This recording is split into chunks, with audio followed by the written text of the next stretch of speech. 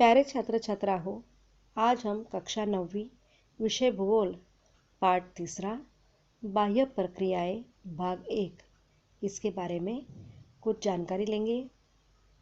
अध्ययन के घटक है भूरूप, निर्मिति एवं प्रकार, इसके बारे में चर्चा करेंगे।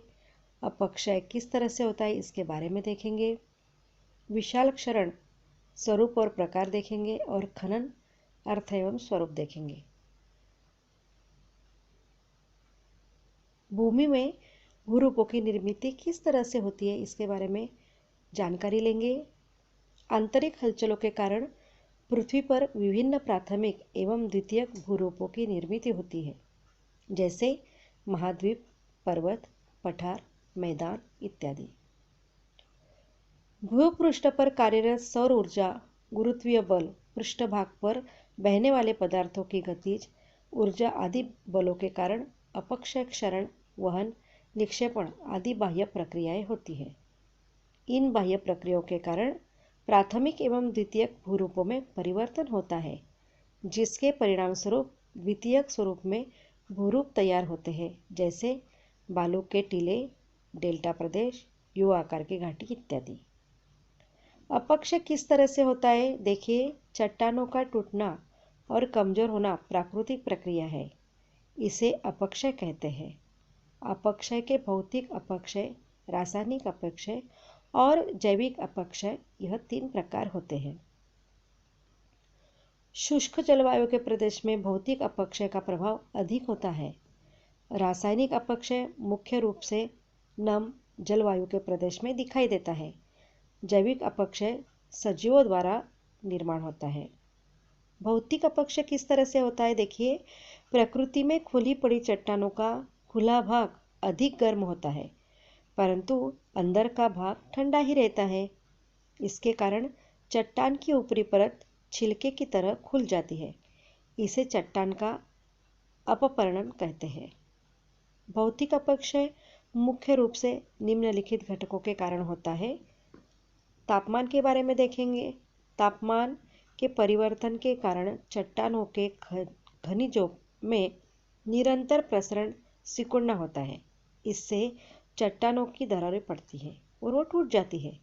जिस प्रदेश में दैनिक तापमान कक्षा बहुत अधिक होती है, उस प्रदेश में इस प्रकार का अपक्षय बड़े पैमाने पर होता है, जैसे उष्ण मरुस्थलीय प्रदेश।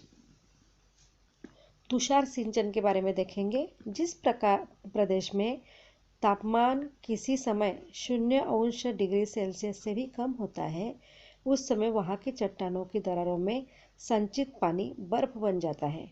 बर्फ का आयतन अपेक्षाकृत अधिक होने के कारण चट्टान में तनाव निर्माण होता है और परिणाम स्वरूप चट्टान छिन्न छिन्न होकर टूट जाती है।